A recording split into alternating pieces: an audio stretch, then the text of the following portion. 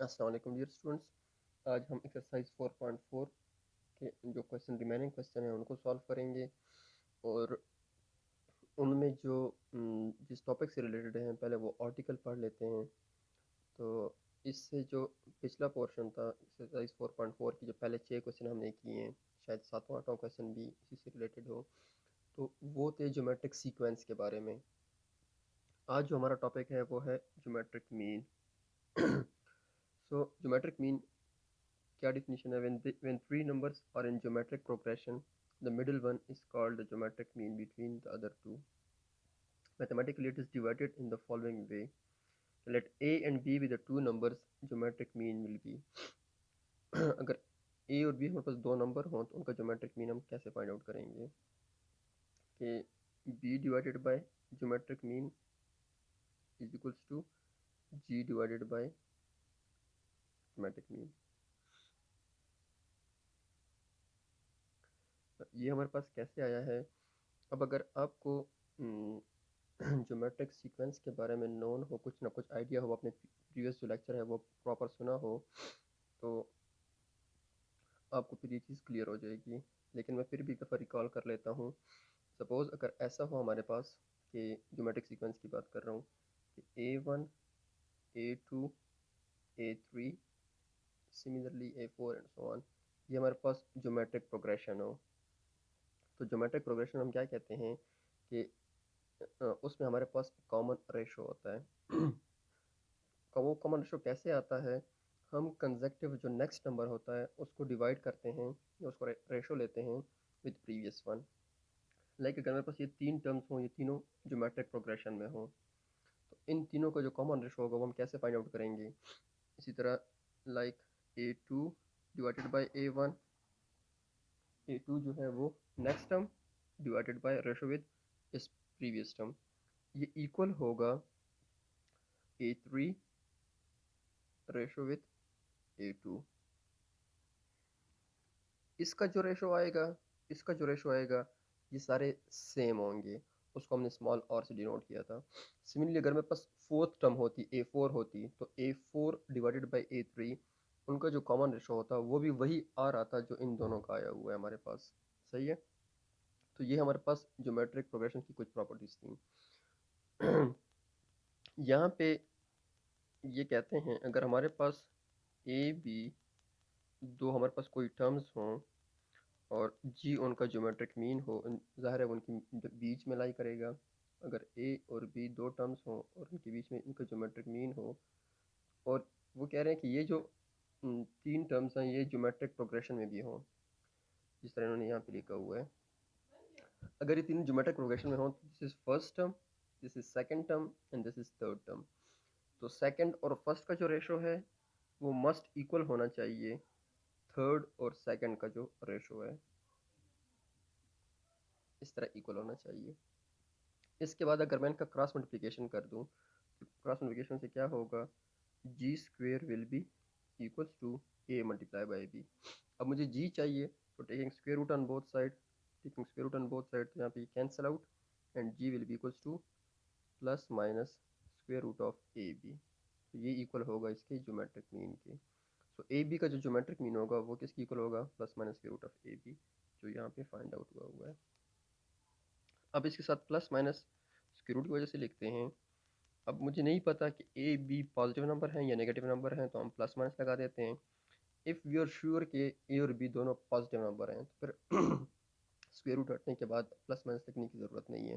लेकिन चूँकि यहाँ पे तो जनरल बातें चल रही हैं तो हमें ए बी के बारे में कोई इन्फॉर्मेशन नहीं है कि ए पॉजिटिव है, बी पॉजिटिव है, ए नेगेटिव है, बी नेगेटिव है, दोनों में से एक पॉजिटिव है और एक नेगेटिव है, हमारे पास कोई इन्फॉर्मेशन नहीं है।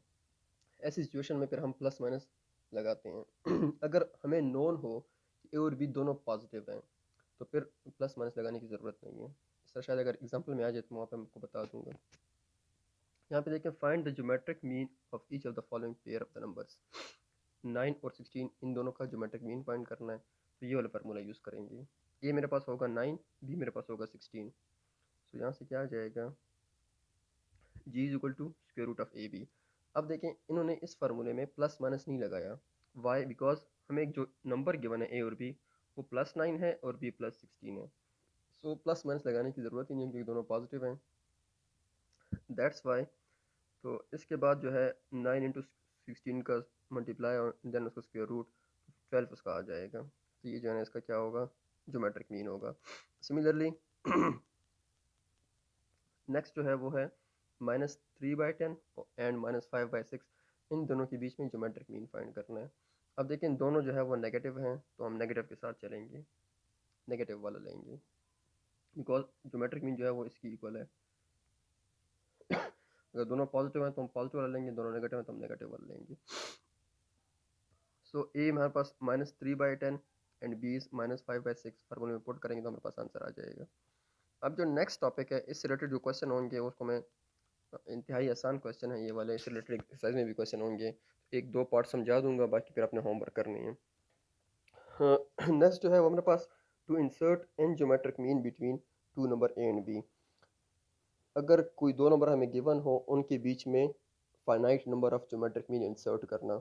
यहाँ पे तो एन लिखा हुआ है, एन कुछ भी हो सकती है, 2 भी हो सकते हैं, 3 भी हो सकते हैं, 4 भी हो सकते हैं, 5 भी हो सकते हैं, 100 भी हो सकते हैं।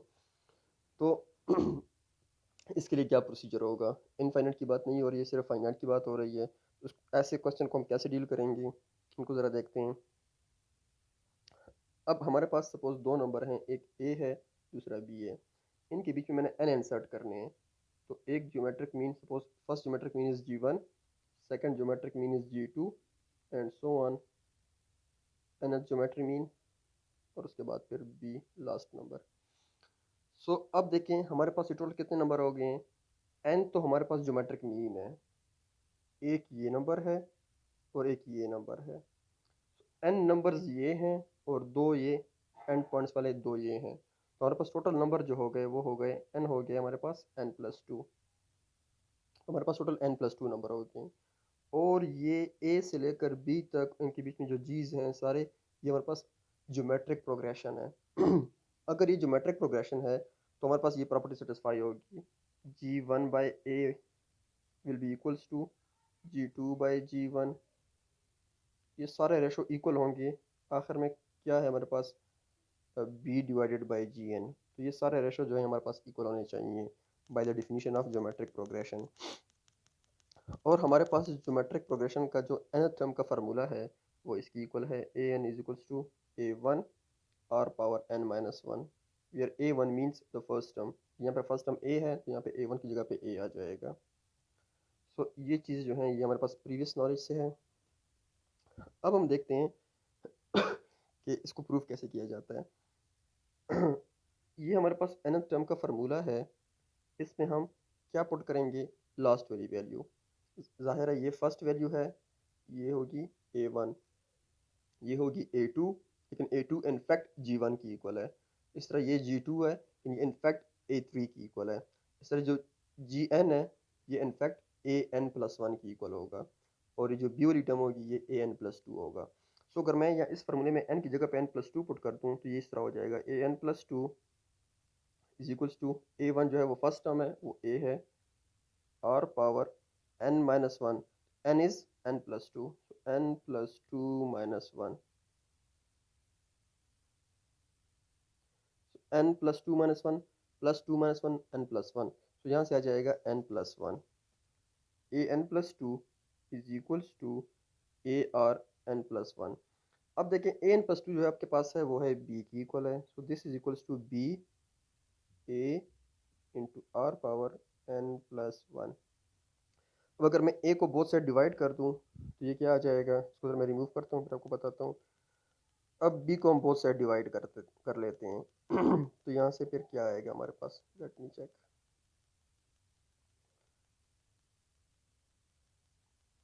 अगर b हम बोथ साइड डिवाइड कर लें तो हमारे पास इस तरह की एक शेप बन जाएगी कि b/a is equals to r⁻n+1।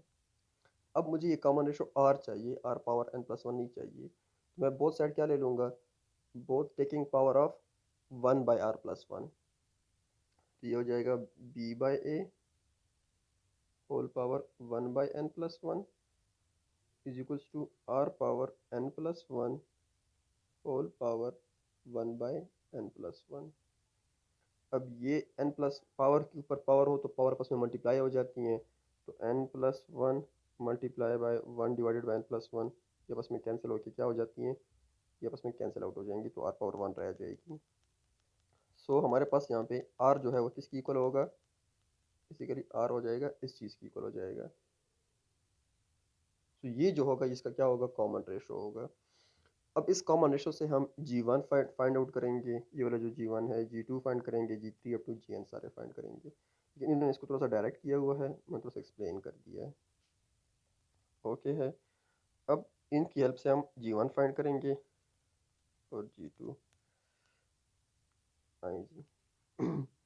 हमारे पास ओरिजिनल सीक्वेंस इस तरह थी, A G1 G2 up to Gn B।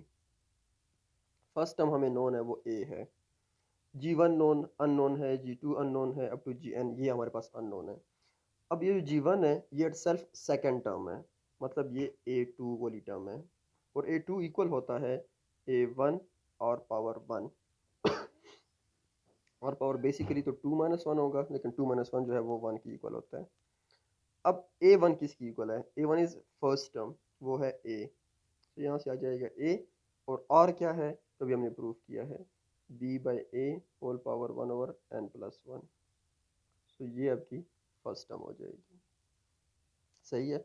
Second term क्या होगी, सॉरी थर्ड टर्म क्या होगी, वो होगी G2, so A3 will be G2, और A3 का फार्मूला है A1 R power 3 - 1, 3 - 1 is 2।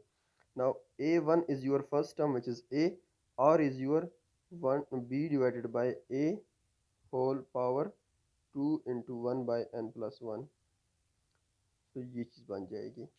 And so on, इस तरह इसे आप फार्मूलेट कर सकते हैं कि n तक आप कैसे जाएंगे। और ये तरीका है, अगर आपको दो टर्म्स गिवन और आपको कहें कि आप 3 ज्योमेट्रिक मीन इंसर्ट करें, 4 करें, 5 करें, इस तरह के क्वेश्चन आएंगे। एग्जांपल देख लेते हैं, एग्जांपल थोड़ा सा डिटेल से कर लेते हैं, बाकी क्वेश्चन में जब आएगा तो आपको मैं थोड़ा सा हिंट हिंट देता जाऊँगा। बाकी मैंने सॉल्व किया है, लेकिन आप पीडीएफ में खुद देख लीजिएगा, लेकिन मैं ऊपर से थ्रू थ्रू करूँगा। अगर आपको फिर भी समझ नहीं आती फिर मुझसे पूछ सकते हैं। Insert two geometric mean between 64 and 125। तो ये 64 आपका वो ए है, और 125 आपका वो बी है। वो क्या यहाँ पे क्या कह रहे हैं, इंसर्ट टू, तो एक मैं इंसर्ट करता हूँ G1, एक मैं इंसर्ट करता हूँ G2, तो टोटल नंबर कितने हो गए, 1 2 3 4। तो ये आपका होगा A1, G1 आपका होगा A2, G2 आपका होगा A3, और 125 आपका होगा A4। अब A1 तो नॉन है 64, मुझे A2 फाइंड करना है। A2 का बेसिकली जो मेन फार्मूला है वो है A1R। सो देखें A3 का जो फार्मूला है वो है A1R²। तो इन फार्मूले में मुझे A1 तो नोन है जो कि 64 के है, ये R अननोन है, और ये R क्या है, हमारे पास कॉमन रेशो है, ये मैंने फाइंड करना है। तो ये मैं इस 125 की हेल्प से निकालूंगा, और फिर इन फार्मूले में ये पुटिंग करूंगा, और हमारे पास G1 G2 जो है वो फाइंड आउट हो जाएंगे। तो जो R निकालने के लिए हम क्या करेंगे, हम जाएंगे कौन सी अप्रोच पे, जो लास्ट वाली टर्म है, जनरलाइज टर्म जो है an is equals to A1 R power n-1, nth term के लिए जो ज्योमेट्रिक सीक्वेंस का प्रोग्रेशन का फार्मूला है। अब हमें A1 A2 A3 A4 given है 125 के है, तो मैं n4 पुट करता हूँ, तो A4 will be A1 R power 3। Now A4 is 125, A1 is 64, R power 3 as it is, 64 पे डिवाइड कर दें तो R cube will be 125 divided by 64। 125 जो है वो बेसिकली 5 का क्यूब है, और 64 जो है वो 4 का क्यूब है, तो इसको मैं 5/4 होल क्यूब लिख सकता हूँ। अब अगर मैं बोथ साइड 1/3 पावर ले लूँ, यहाँ पे भी 1/3 पावर ले लूँ, यहाँ पे भी 1/3 पावर ले लूँ, तो ये 3 ये प्लस में कैंसिल, R हो जाएगा 5/4 के। अब ये R नोन हो गया है, तो यही R वो जो मैंने फर्स्ट लिखे थे फार्मूलेस, वो A2 A3 के लिए, उसमें पुट करेंगे, हमारे पास ऑटोमेटिकली सेकंड तक जो अननोन थी, और सेकंड थर्ड थर्ड टर्म जो है हमारे पास बेसिकली G1 थी, तो वो भी नॉन हो जाएगी, और जो थर्ड टर्म थी वो बेसिकली G2 थी, वो भी नॉन हो जाएगी। सो देखिए यहाँ इनके पास A1 आ गया है, R आ गया है 5/4, तो G1 जो है वो बेसिकली सेकंड टर्म है, तो वो A2 है, और A2 का फार्मूला जो है वो A1R है। A1 में A1 जो है वो 64 है और ये है, तो यहाँ से G1 फाइंड हो जाएगा। सेम प्रोसीजर से ये भी फाइंड आउट हो जाएगा। Next question is the same, सिर्फ 2 और 32 के बीच में 3 ज्योमेट्रिक मीन हमें इंसर्ट करने हैं। सो इस तरह के क्वेश्चन एक्सरसाइज में भी होंगे। एक्सरसाइज की तरफ आते हैं। हम 6 क्वेश्चन कर चुके हैं, अब 7वें क्वेश्चन की बारी है। Show that the reciprocal of term of geometric progression is also geometric progression. पहले तो ये समझें कि रेसिप्रोकल होता क्या है। सपोज मेरे पास कोई नंबर है 2, तो ये बेसिकली 2 नहीं होता, ये 2/1 होता है। इसके रेसिप्रोकल का मतलब है कि आप इसके न्यूमरेटर को डिनोमिनेटर को न्यूमरेटर में चेंज कर दें और इसके न्यूमरेटर को डिनोमिनेटर में चेंज कर दें, तो ये उसका रेसिप्रोकल होता है। अब वो कहता है कि अगर आपके पास कोई सीक्वेंस है, वो ज्योमेट्रिक प्रोग्रेशन की सीक्वेंस है। लाइक अगर मैं कहूँ कि A1 R A2 R square, ये एक ज्योमेट्रिक प्रोग्रेशन है। तो क्वेश्चन में वो ये कह रहा है कि इन सब के अगर मैं रेसिप्रोकल ले लूँ तो वो भी एक रिस्पांस में ज्योमेट्रिक प्रोग्रेशन ही होगी। मींस कि वो आप प्रूव कर दें कि 1/A1 1/A1R 1/A1R स्क्वेयर, ये भी इटसेल्फ एक ज्योमेट्रिक प्रोग्रेशन होगी। इसको प्रूफ करते हैं। तो ये चीज़ मुझे प्रूफ करनी है कि ज्योमेट्रिक प्रोग्रेशन है और ये मुझे गिवन है कि ज्योमेट्रिक प्रोग्रेशन है। तो ये चीज़ प्रूफ करने के लिए हमें क्या करना होगा, हम ये चेक करेंगे कि इसके जो टर्म्स का जो रेशो है, सपोज थर्ड और सेकंड का जो रेशो है या सेकंड और फर्स्ट का जो रेशो है वो सेम है। अगर इनका रेशो सेम आता है, कॉमन रेशो सेम आता है, इट मीन्स ये ज्योमेट्रिक प्रोग्रेशन है। तो ये हमें गिवन है कि ज्योमेट्रिक प्रोग्रेशन है, इसको मैंने प्रूव करना है कि ये ज्योमेट्रिक प्रोग्रेशन होगी। इसको प्रूव करने के लिए this is first term, this is second term, this is third term. तो सेकंड और फर्स्ट का रेशो और थर्ड और सेकंड का रेशो अगर सेम आ गया तो ये हमारी चीज़ प्रूफ हो जाएगी कि ये ज्योमेट्रिक प्रोग्रेशन है। तो हम सेकंड और फर्स्ट का लेते हैं, फाइंड करते हैं रेशो। तो सेकंड टर्म A2/A1 होगा, second term is 1/A1R and first term is 1/A1। Simplify करने के बाद हमारे पास आंसर आ जाएगा 1/R। मेरे ख्याल में सिंप्लीफाई करना इतना मुश्किल काम नहीं है, आप कर लेंगे। इसी तरह इन दोनों का रेशो क्या आया है, 1/R। थर्ड और सेकंड का रेशो फाइंड कर लेते हैं, वहाँ से भी 1/R आ जाता है। तो मैं कहता हूँ कि अगर मैं फोर्थ और थर्ड का फाइंड करूँगा, फोर्थ टर्म होगी बेसिकली जिसकी A4 होगी वो इक्वल होगी 1/A1R क्यूब। अब ट्राई भी कर लें, वो इंशाल्लाह इसकी 1/R की इक्वल आएगी। सो हम जितनी भी टर्म्स लेते हैं कंसेक्टिव और उनका पीछे जो टर्म होता है उनका रेशो अगर 1/R आ रहा है, वो रेशो कॉमन रेशो आ रहा है, इट मीन्स वो भी ज्योमेट्रिक प्रोग्रेशन है। नेक्स्ट क्वेश्चन है find the geometric mean of the following. आपको दो टर्म्स गिवन होंगे, उनके ज्योमेट्रिक मीन फाइंड करने हैं। पहले दो पार्ट इंतहाई आसान है, वो मैंने आपको एज अ होमवर्क छोड़े हैं। नेक्स्ट टर्म थर्ड पार्ट और फोर्थ पार्ट को देखते हैं। हमें गिवन है एक्स, ए जो गिवन है x+y, बी गिवन है x-y, इनका ज्योमेट्रिक मीन फाइंड करें। तो ज्योमेट्रिक मीन का फार्मूला बेसिकली सिंपल ये है, प्लस माइनस ए बी। अब अगर मुझे पता है कि ए और बी दोनों पॉजिटिव हैं तो हम सिर्फ प्लस लगाएंगे, माइनस को वैनिश कर देंगे। अगर मुझे पता है कि ए और बी दोनों नेगेटिव हैं तो मैं नेगेटिव साइन लगाऊंगा, प्लस को वैनिश कर दूंगा। अब यहाँ पे मुझे गिवन है एक जगह पे x+y, बी इज x-y। अब x और y के बारे में हमें कुछ नहीं पता कि ये पॉजिटिव हैं नेगेटिव हैं, हमें कोई आइडिया नहीं है। दैट्स वाई हम इस प्लस माइनस साइन दोनों को कैरी करते जाएंगे साथ साथ। सो यहाँ पे मैंने भी देखें यूज़ किया हुआ है मैंने भी। ए की जगह पे x+y लाइक दिस, बी की जगह पे x-y मल्टीप्लाई करते हैं तो x² - y² ही आ जाता है। तो इसका क्या होगा, ज्योमेट्रिक मीन होगा। फोर्थ पार्ट में ए ये गिवन है, बी जो है ना वो ये वाला गिवन है। अब देखें √2 + 3 इज अ पॉजिटिव नंबर। इसी तरह √2 - 3 ये हमारे पास नेगेटिव नंबर है। तो इनका जो मैं फाइंड करता हूँ तो एक पॉजिटिव है और एक नेगेटिव है।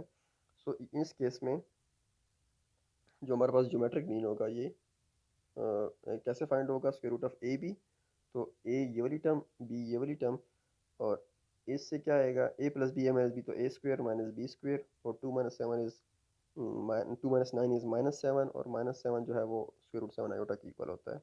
तो ये सिंपल जो है सिर्फ ज्योमेट्रिक मीन फाइंड करने हैं, तो इंतहाई आसान क्वेश्चन है। लेकिन फिर भी अगर किसी को इशू होता है तो वो पूछ सकता है। नेक्स्ट क्वेश्चन है क्वेश्चन नंबर 9। ये एग्जैक्टली वही क्वेश्चन है कि आप इंसर्ट करें 5 geometric mean between a and b. आपको ए भी गिवन है और बी भी गिवन है। इसका जो नेक्स्ट पार्ट होगा वो आप लोग खुद ट्राई करेंगे। एक पार्ट मैंने किया है, जो नेक्स्ट क्वेश्चन है उसका जो नेक्स्ट पार्ट है उसमें 6 ज्योमेट्रिक मीन है, इसमें 5 ज्योमेट्रिक मीन है। सो आपको ए और बी गिवन है। ए जो है वो है 3 × 5/9, तो इसको अगर मैं सिम्प्लीफाई करूँ तो ये आता है 32/9। और दूसरा जो है वो 40 × 1/2, सिम्प्लीफाई करने से इसका आएगा 81/2। सो ये ए, ये आपका बी और 5 ज्योमेट्रिक मीन आपने इंसर्ट करने हैं। तो आपके पास टोटल कितनी टर्म्स हो गई हैं? ये 5 तो ये टर्म्स हैं, 6 वाली ये और 7 वाली ये। आपके पास total A seven seven terms हैं। सो आपको लेबल कैसे करेंगे? A1, A2, A3, A4, A5, A6, A7। सो आपका जो A1 होगा वो होगा 32/9, A2 होगा G1, A3 होगा G2, सिमिलरली A7 होगा 81/2 एंड आपके पास 7 है। सो मुझे सबसे पहले R फाइंड करना है। R मैं कैसे फाइंड करूंगा? इस लास्ट वाले नंबर से। जनरल फार्मूले में n को 7 पुट करूंगा और यहाँ से R फाइंड आउट हो जाएगा। अब जब R फाइंड आउट हो जाएगा तो बाकी चीज़ें आसान हैं। फर्स्ट टर्म तो नोन है 32/9, सेकेंड टर्म जो है वो बेसिकली G1 की इक्वल है, तो वो G1 जो है वो A1R की इक्वल होता है। या आप यहाँ पे n की जगह 2 पुट करेंगे तो यहाँ से भी आपको पता चल जाएगा कि A2 जो है वो A1R की इक्वल है। A3 फाइंड करना चाहते हैं तो यहाँ पे n की जगह 3 पुट करते हैं एंड सो ऑन जाते जाएं। सो A भी पुट करेंगे, R भी पुट करेंगे, A भी पुट करेंगे, R स्क्वायर भी पुट करेंगे। सिंपल सी कैलकुलेशंस हैं वो फाइंड करेंगे तो आपके पास 5 ज्योमेट्रिक मीन जो है वो फाइंड आउट हो जाएंगे। क्वेश्चन 10 में कहता है कि फाइंड दो नंबर्स फाइंड करने हैं इफ़ देयर डिफरेंस इज़ 48। मैं सपोज दो नंबर ले लेता हूँ ए बी, उनका जो डिफरेंस है मतलब a माइनस बी जो है वो 48 की इक्वल है। सिंपल ये एक कंडीशन है। And their arithmetic mean exceed their geometric mean by 18। जो अर्थमेटिक मीन है वो 18 ज़्यादा है ज्योमेट्रिक मीन से। एक हमने पढ़ा है ना, एक अर्थमेटिक मीन पढ़ा है, दूसरा हमने पढ़ा है ज्योमेट्रिक मीन। अब अर्थमेटिक मीन जो है ये इससे बड़ा है, यहाँ पे मैं इक्वल नहीं लिख सकता, यहाँ पे ग्रेटर है। कितना ग्रेटर है? 18 ग्रेटर है। तो अब इसको बैलेंस करने के लिए अगर मैं ज्योमेट्रिक मीन में 18 ऐड कर दूँ, इट मीन्स ये जो सिंबल है ग्रेटर वाला ये इक्वल में शिफ्ट हो जाएगा। सेम केसेस फिर इसको इस फॉर्म में लिखेंगे। समझ आ गई आपको? अर्थमेटिक मीन स्टार्ट में क्या था? बड़ा है ज्योमेट्रिक मीन से 18 नंबर बड़ा है। तो अगर मैं ये 18 ना लिखूं, ये 18 हम ना लिखें, प्लस 18 ना लिखें, तो अर्थमेटिक मीन जो है वो ज्योमेट्रिक मीन से क्या होगा? बड़ा होगा। अब कितना बड़ा है? 18 बड़ा है। तो अगर मैं ज्योमेट्रिक मीन में 18 ऐड कर दूं तो फिर तो दोनों बराबर हो जाएंगे, बड़ा तो कोई भी नहीं होगा। तो इसलिए मैंने ज्योमेट्रिक मीन में 18 ऐड कर दिया है, तो फिर ये वाला जो है वो ग्रेटर वाला ये इक्वल में शिफ्ट हो जाएगा, लाइक दिस। अब ये दो इक्वेशन मेरे पास बन गई हैं। ए बी को मैंने दो नंबर ले लिए हैं, इनका डिफरेंस 48 की इक्वल है, और इनका जो अर्थमेटिक मीन है वो जो रिलेशन है वो भी मैंने यहाँ पे लिख दी है। अब इस इक्वेशन से अब ए की वैल्यू निकाल लें। अब ज्योमेट्रिक मीन का फार्मूला है square root of A B, arithmetic mean का फार्मूला है A plus B square root, A plus B by two. Two को बोथ साइड मल्टीप्लाई करते हैं तो ये इक्वेशन आ जाएगी। अब इन्होंने क्या किया है कि ए की जगह पे ये वाली वैल्यू पुट की है। तो दिस ए बी की जगह पे ए की जगह पे बी प्लस 48 और ये बी अपनी जगह पे। सेम केस यहाँ पे भी ए है, ए की जगह पे बी प्लस 48 और ये वाला बी अपनी जगह पे। इसको थोड़ा सा सिंप्लीफाई किया है, इस 36 को उधर शिफ्ट करेंगे तो ये 48 माइनस 36 12 हो जाएगा। यहाँ पे 2 जो है इसको डिवाइड कर लेंगे तो बी प्लस 6 आ जाएगा। अब यहाँ पे देखेंगे ये सिर्फ स्क्वायर रूट है और यहाँ पे एक सिंगल नंबर है, बोथ साइड स्क्वायर करेंगे तो ये स्क्वायर रूट उड़ जाएगा, यहाँ पे स्क्वायर आ जाएगा, यहाँ पे होल स्क्वायर खोल लेंगे तो बी की सिंप्लीफाई करके बी की वैल्यू आ जाएगी। अब बी की वैल्यू को अगर मैं वापस इस इक्वेशन 1 में पुट करूँगा तो ए की वैल्यू आ जाएगी। तो वो ए बी जो है हमने वो फाइंड कर लिए हैं। अब देख लें इन दोनों का डिफरेंस जो है 49 और 1 का जो डिफरेंस है वो 48 है, और इनके अर्थमेटिक मीन भी आप फाइंड कर लें, ए 49 और 1 का, और ज्योमेट्रिक मीन भी फाइंड कर लें, आपको ये भी आपको क्लियर हो जाएगा कि इसका जो अर्थमेटिक मीन आएगा वो 18 बड़ा होगा ज्योमेट्रिक मीन से। नेक्स्ट क्वेश्चन है प्रूव दैट।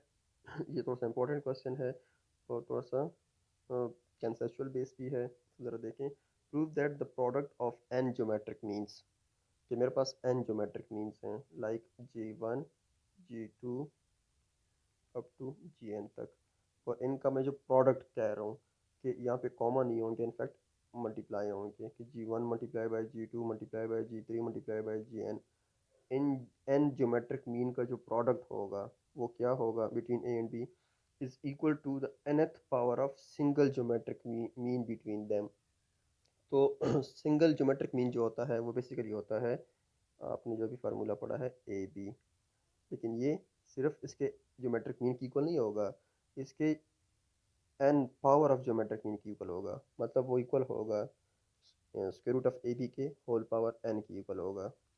मतलब सिंपल मतलब ये है कि अगर मैं एन ज्योमेट्रिक मीन ले लूँ, G one multiply by G two multiply by, sir multiply करता जाऊँ अप टू जी एन, तो एन जो ज्योमेट्रिक मीन होंगे इनका जो प्रोडक्ट होगा वो इक्वल होगा सिंगल ज्योमेट्रिक मीन के होल पावर एन के। ये चीज़ हमने प्रूव करनी है। So we need to show that G one multiply by G two multiply by G three, same multiplication को कंटिन्यू करते हुए multiply by G N will be equals to square root of A B whole power N, जो equation one में given है। सही है, ये हमने प्रूव करना है। अब G one G two G three N, ये हमारे पास एन ज्योमेट्रिक मीन है ए और बी के बीच में। और ये अगर ए और बी के बीच में है तो ए इसका स्टार्टिंग टर्म होगा, बी इसका एंड टर्म होगा, और एन के बीच में एन ज्योमेट्रिक मीन होंगे जी वन से लेकर जी एन तक। सही है।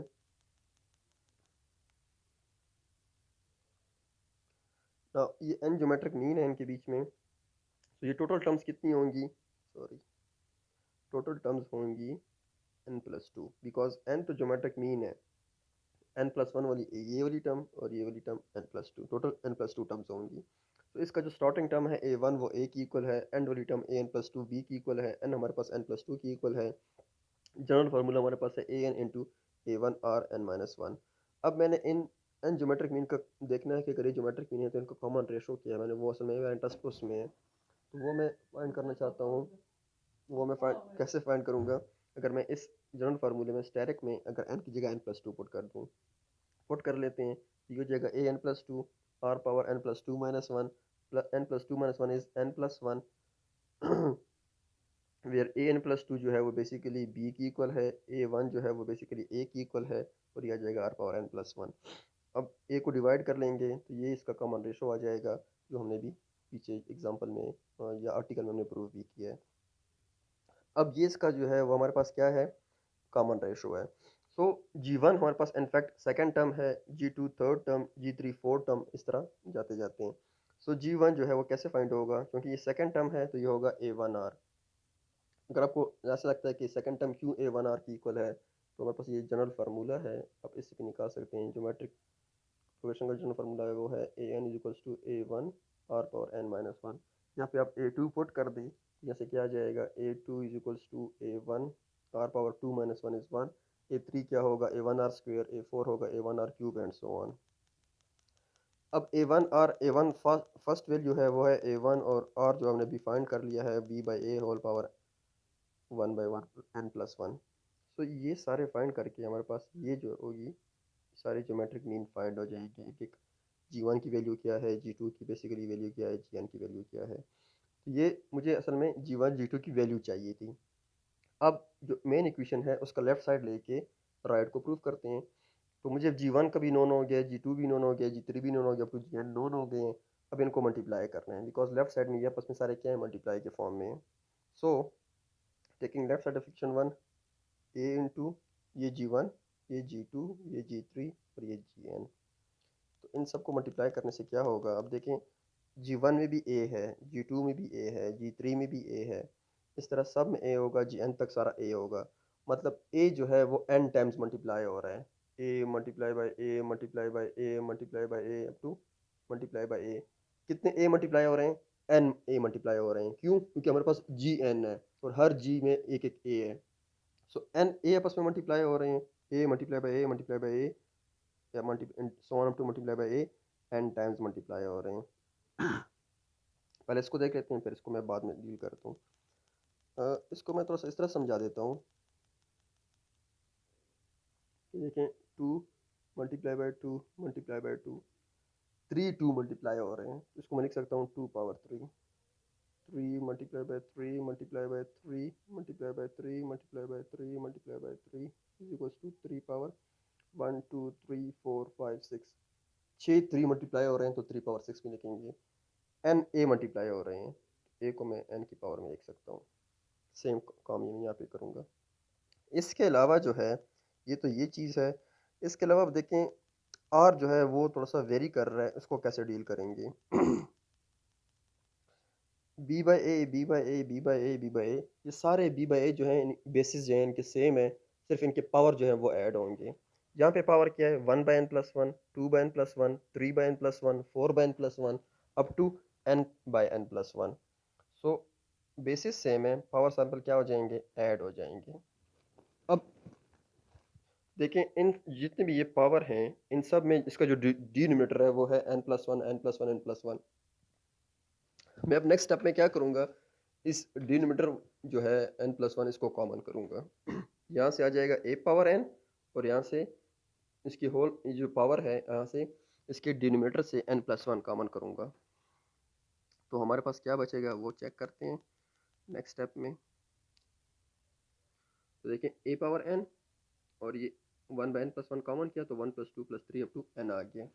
अब ये जो चीज़ है 1 प्लस 2 प्लस 3 प्लस एन, ये हमने अर्थमेटिक मीन में प्रूव किया हुआ है कि सम ऑफ जो नेचुरल नंबर होते हैं या वो किसकी इक्वल होता है? वो n into n plus one by two की इक्वल होता है। या पीछे देख लीजिएगा या खुद प्रूफ भी कर सकते हैं। तो उसका सम हमने लिख दिया है। अब क्यों लिखा है? बिकॉज ये 1 प्लस 2 प्लस 3 प्लस एन, ये हमारे पास अर्थमेटिक सीरीज़ है। अर्थमेटिक सीरीज़ कैसी है कि सेकंड टर्म से अगर मैं फर्स्ट टर्म माइनस करता हूँ, मतलब 2 से 1 माइनस करता हूँ, तो कॉमन डिफरेंस 1 आएगा। थर्ड टर्म से सेकंड टर्म माइनस करता हूँ, 3 माइनस 2, उससे भी कॉमन डिफरेंस 1 आ रहा है। नेक्स्ट टर्म इसकी 4 होगी, 4 माइनस 3, 1 आ रहा है। तो इसकी जो कॉमन डिफरेंस है वो 1 है। और अर्थमेटिक सीरीज़ का जो सम होता है उसका फार्मूला आप देख लें, उसमें पुट कर लेंगे तो ये इसकी आंसर यही आएगा, n into n plus one by two. यहाँ पे मैंने नोट भी किया हुआ है। अब यहाँ पे n प्लस वन कैंसिल, तो सिंपल n बाई टू रह जाएगा। अब b by A whole power n by two, it means b की पावर भी n बाई टू है और a की पावर भी n बाई टू है। ये n बाई टू जो ऊपर जाएगा तो ये हो जाएगा n minus n by two, और यहाँ से जो है ना सिंपल होकर ये आ जाएगा। इन दोनों की पावर सेम है तो प्रोडक्ट की फॉर्म में है, तो इसको ऐसे लिख सकते हैं। अब 1/2 को अंदर छोड़ दूँ और n को आगे ले जाऊँ, होल पावर में ले जाऊँ, वो इसलिए क्योंकि इसको मैं स्क्वायर रूट की फॉर्म में लिखना चाहता हूँ। तो ये स्क्वायर रूट और ये n, और ये वही चीज़ है जो हमने प्रूव करनी है। सही है। इसके बाद लास्ट क्वेश्चन है, आई होप सब लोगों को समझ आ गई होगी। लास्ट क्वेश्चन है कि n की क्या वैल्यू होगी कि हमारे पास ज्योमेट्रिक मीन बन जाए a और b का। सेम इस तरह का क्वेश्चन हमारे पास अर्थमेटिक मीन में भी था और ज्योमेट्रिक मीन में भी है। वहाँ पे n की वैल्यू 0 थी और यहाँ पे n की वैल्यू जो भी आएगी। तो ऐसा अगर क्वेश्चन आ जाए कि इसकी a और b की वैल्यू क्या हो, कि ये अर्थमेटिक मीन हो या ज्योमेट्रिक मीन हो, तो आपको पूरा सॉल्व करने की ज़रूरत नहीं है। सिर्फ दो चीज़ें हैं, शायद आगे आगे जो हार्मोनिक मीन आ रहा है, तो तीन वैल्यू के n, तीन डिफरेंट n की वैल्यू के लिए वो हार्मोनिक मीन भी हो सकता है, ज्योमेट्रिक मीन भी हो सकता है, या ज्योमेट्रिक मीन, अर्थमेटिक मीन या हार्मोनिक मीन हो सकता है। सो फिर एमसीक्यूज के हवाले से फिर ये चीज़ इंपॉर्टेंट होगी। तो हमने n की वो वैल्यू फाइंड करनी है जहाँ पे ये जो रिलेशन है ये इसका क्या बन जाए? अर्थमेटिक मीन बन जाए, सॉरी ज्योमेट्रिक मीन बन जाए ए और बी का। तो इसको प्रूफ करते हैं। देखिए, इसको ले लेते हैं इक्वल्स टू ज्योमेट्रिक मीन के। अब इसको मल्टीप्लाई कर लेते हैं बोथ साइड। तो मल्टीप्लाई करने से ये चीज़ कहाँ चली जाएगी? ये इधर शिफ्ट हो जाएगी। अब ये ए बी इस दोनों के साथ मल्टीप्लाई हो जाएगा, तो ये इस फॉर्म में आ जाएगा। अब यहाँ पे ए और ए बेसिस सेम है, इनको ऐड कर लेते हैं। यहाँ पे ए की पावर n है, यहाँ 1/2 है तो n प्लस 1/2। यहाँ पे b की पावर n और साथ में 1/2, इसकी भी ऐड कर लेते हैं। अब हम क्या कर लेते हैं, ये है यहाँ पे दो टर्म्स हैं, a पावर n प्लस 1/2, इसको मैं इधर ले आता हूँ, इसके पास ले आता हूँ, और इसको मैं उसके पास ले जाता हूँ। अब देखें, इस तरह करने से क्या होगा, मैं यहाँ में से कुछ कॉमन कर पाऊँगा, ए एन प्लस 1/2 कॉमन कर सकता हूँ। जब मैं ये कॉमन करूँगा n प्लस 1/2, तो सिंपल 1/2 बच जाएगा। और जब यहाँ से कॉमन करूँगा तो सिंपल b पावर 1/2 बच जाएगा। यहाँ पे देखें, b power n plus 1/2, b power n plus 1/2 plus 1/2, तो b पावर n प्लस 1/2 जब मैं कॉमन करूँगा तो यहाँ पे बच जाएगी a पावर 1/2 और यहाँ पे b पावर 1/2। तो ये जो ब्रैकेट वाली टर्म है ये बोथ साइड पे सेम है, इनको कैंसिल आउट करके बच जाएगा a पावर n प्लस 1/2 और यहाँ से b पावर n प्लस 1/2। अब नेक्स्ट स्टेप में मैं क्या करूँगा, इस b पावर n प्लस 1/2 को बोथ साइड डिवाइड करके, तो यहाँ से 1 आ जाएगा। बोथ साइड पे क्या किया मैंने, b पावर n प्लस 1/2 को डिवाइड किया है, तो यहाँ से क्या आ जाएगा, 1 आ जाएगा। सॉरी, ये क्योंकि ये दोनों सेम है तो इनको कट करने से 1 आ जाएगा, और यहाँ पे ये b पर यहाँ पे शिफ्ट हो जाएगा। अब देखें, न्यूमरेटर की पावर भी n प्लस 1/2, डिनोमिनेटर की पावर भी n प्लस 1/2, दोनों की पावर सेम है तो उसको मैं होल पावर में लिख सकता हूँ। अब इस 1 को, सेम वही प्रोसीजर है, अगर 1 है तो हमें ये पता है कि एनीथिंग जिसकी पावर 0 हो जाए वो 1 की इक्वल होता है। अगर x पावर 0 डाल दें तभी 1, शर्त यह कि x 0 ना हो। x 0 हो गया तो फिर इनडिटरमिनेट फॉर्म में चला जाता है। इसी तरह a, मैं कहूँ कि a b divided by b whole power 0 is equals to 1, ये भी पॉसिबल है। तो हम वो देखेंगे जो हमें हेल्प आउट करता है। अब हम कहते हैं कि a by b power 0 equal to 1 है, लेकिन इसमें शर्त ये होगी कि a और b दोनों 0 ना हो, because 0 by 0 is not possible है मैथमेटिक्स में, ये इनडिटरमिनेट फेस है या डुअल फेस नंबर्स हैं। तो मैं इस 1 को लिख सकता हूँ a by b whole power 0 की फॉर्म में। अब देखें, बोथ साइड पे देखें, ये दोनों इक्वेशन है। इक्वेशन का मतलब होता है कि दो चीज़ें आपस में इक्वल हैं, तो इन दोनों के बेसिस तो इक्वल है आपस में, इट मीन्स इनके पावर भी इक्वल होंगे। क्यों? क्योंकि दो चीज़ें इक्वल तब होंगी जब उनका सब कुछ सेम होगा, पावर भी सेम हो, बेसिस भी सेम हो। तो एक तो इक्वल हैं और दूसरा उनके बेसिस भी सेम है, जो पीछे जो एक चीज़ रह गई है पावर, वो भी ऑटोमेटिकली सेम होंगे। सो n प्लस 1/2 इक्वल टू 0, और यहाँ से n की वैल्यू क्या आ जाएगी, -1/2। और इसी के साथ साथ ही हमारा 4.4 कंप्लीट हो गया है। तो आप ये चीज़ें चूँकि आप फर्स्ट टाइम पढ़ रहे हैं, अर्थमेटिक सीरीज़, अर्थमेटिक सीक्वेंसेस, इस तरह ज्योमेट्रिक सीरीज़, ज्योमेट्रिक सीक्वेंसेस, तो इनको थोड़ा सा डीपली स्टडी करें। इतनी मुश्किल नहीं है, थोड़ी सी प्रैक्टिस करें, इंशाल्लाह ये आपको इतनी मुश्किल नहीं लगेंगी। लेकिन फिर भी स्टिल अगर किसी को कोई इशू है तो वो हमसे डिस्कस कर सकता है। क्योंकि डाउट्स क्लियर करना ये आप लोगों का काम है। अदरवाइज़ आप लोगों को पेपर में या टेस्ट में जहाँ भी आप जाएंगे आपको ये चीज़ें डिफ़िकल्टी होंगी। तो इसके बाद जो हमारी एक्सरसाइज है 4.5 वो ज्योमेट्रिक सीरीज़ पे होगी, एंड सो ऑन। उसके बाद जो नेक्स्ट एक्सरसाइज है 4.6 वो हार्मोनिक पे होगी। थैंक यू, अल्लाह हाफिज़।